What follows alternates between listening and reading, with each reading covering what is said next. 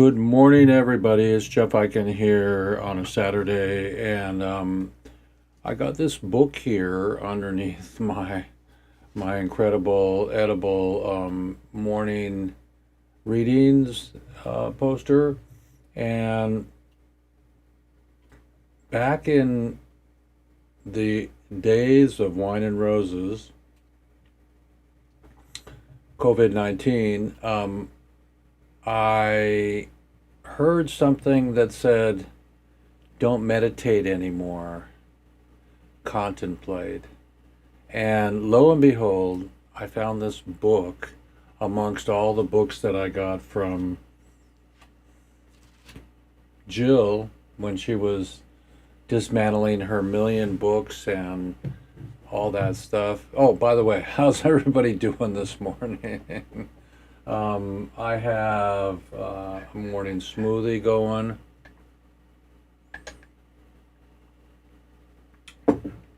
Oh, yeah. Whoa, that's the tart one. But sometimes the medicinal smoothies are really good. Let's see how my settings are doing. Okay, so got my mic, got my settings. Um, Everything's fine. So it's the morning readings with Jeff Eichen. And I just come here to share with you my insights about contemplation. Contemplation is taking one thing into your meditation, stopping in the middle of the day, stopping before you go to sleep, and there you go, and getting your priorities in order to make room to be prolific. I'm printing today, and for my show, and it's kind of fun. This is some morning readings, but here's a photograph I just printed. I printed it twice. I made this second one lighter, and so then I put all my prints in plastic and I put them in a bin, and we'll see what happens next week at this show from Seattle. Um, Everything takes a lot of energy. I went to a memorial yesterday for Aaron, and it was just a beautiful time to see the children holding on to each other because they lost one of their main, besties. And so, very amazing how things work. So, don't let your children get too depressed. Give them medicine, which is love. So, I'm going to read a little bit about the Everything Belongs book. Let's see what they say here. I like to read the back of a book here sometimes. In Everything Belongs, Richard Rohr offers a personal retreat for those who hunger for a deeper spiritual life but don't know what contemplation is. So I had no idea I was going to read a contemplation book. So that's pretty cool. Richard helps us understand the intimacy with God cannot be achieved in the rational mind. By practicing contemplation, we learn not to reason better, but to see everything, including ourselves and other people, differently. As our perspective becomes wider, we discover that everything belongs. Okay. I can dedicate this to those who need contemplation and need to come back to the Beatles. Come together right now. So I'm here at Ego and Soul, the priority of contemplation. This may seem odd coming from a center of action and contemplation that works to improve people's lives, and it is committed to social change. But after 8 years at the center, I'm convinced that I must primarily teach contemplation. I've seen too many activists who are not the answer. Have you ever worked with an activist that wasn't the answer? They were in it for whatever, and so their head answer is largely correct, but the energy, the style, and the soul are not.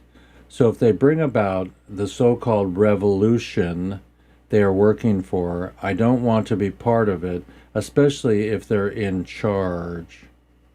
They might have the answer, but they are not themselves the answer. In fact, they are often part of the problem. You ever had resistance with somebody you're working with, You couldn't figure out why? Maybe the angels spare us for relationships with humans, people, and business partners to make room to get the gold. Remember leaning out and trying to get the brass ring when you go around in the merry-go-round? I did that. That was fun. That's one reason that most revolutions fail. They self-destruct from within. Jesus and the great spiritual teachers primarily emphasize transformation of consciousness and soul. Unless that happens, there is no revolution. When the leftists take over, they become as power-seeking and controlling and dominating as their opposers. Because the demon of power has never been exercised, we've seen in social reforms and many grassroots and feminist movements, you want to support them and you agree with many of their ideas, but too often they disappoint. I wonder if Jesus was not referring to the phenomenon when he spoke of throwing out the demons, leaving the place swept and tidy, and then 7 other demons returned, making it worse than before. Matthew 12:45. Overly zealous reforms tend to corrupt the reformers, while they remain incapable of seeing themselves as unreformed. We need less reformation and more transformation.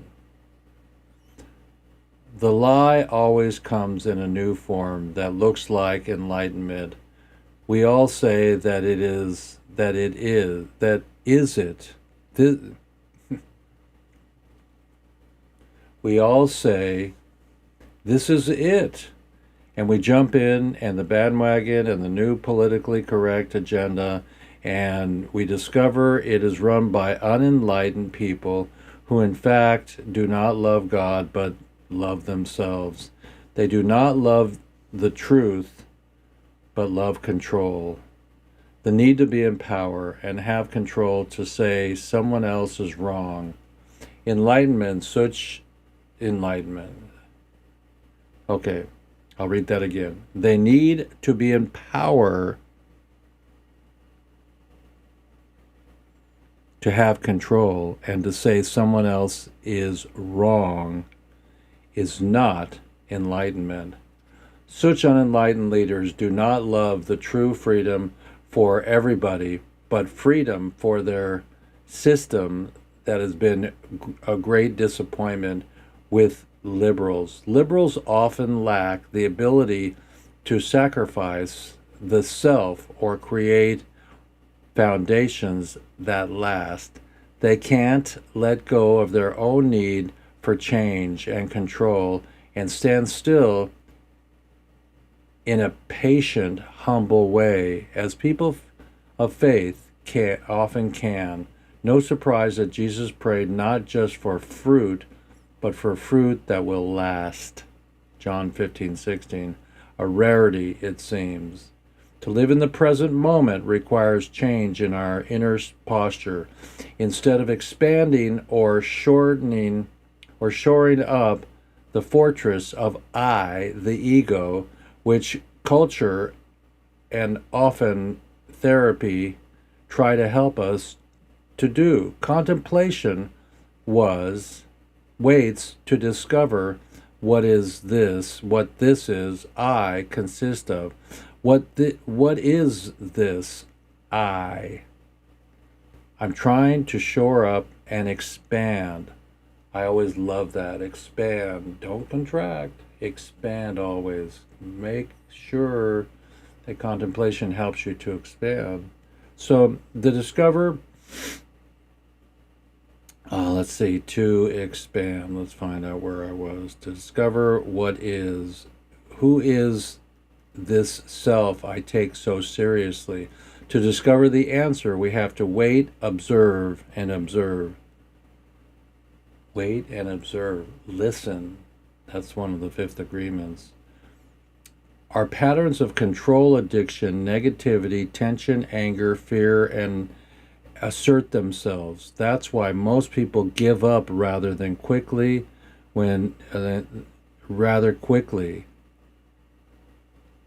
I went to a suicide memorial yesterday. Don't give up, everybody. Know that you are part of the solution. It was heart-wrenching yesterday to hear these children say how beautiful this soul was and how much they're going to miss him. But we can learn from that.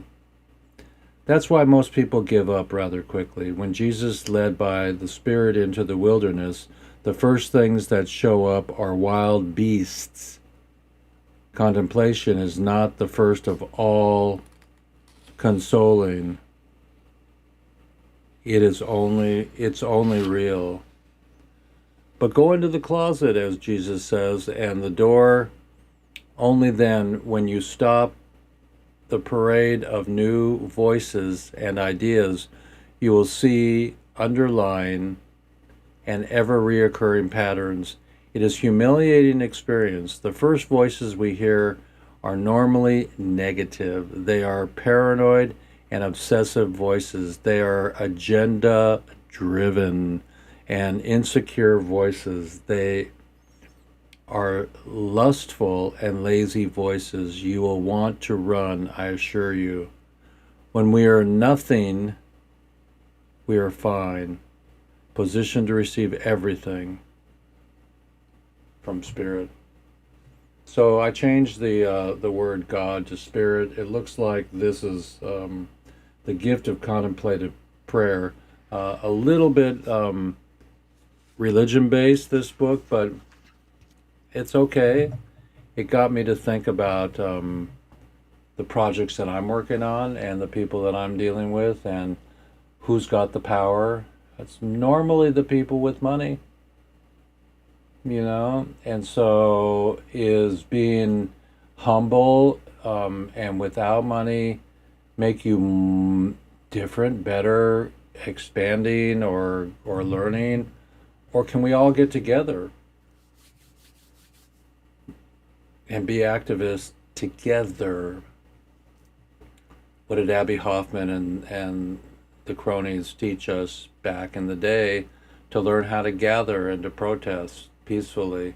And now they're so deeply selfish that they're killing photographers and reporters and doctors on the front line wearing white, So it's just a really strange time.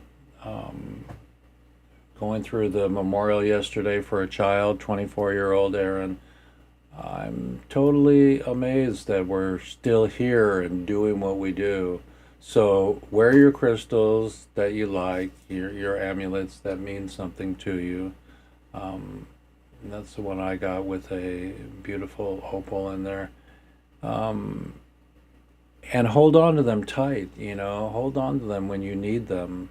Say, please give me strength to make it through this day. So I want to say hemp hemp hooray, everybody, and that's what I got for you this morning. I'm going to go make a warm drink. I have my my smoothie. That's my ultimate smoothie from yesterday.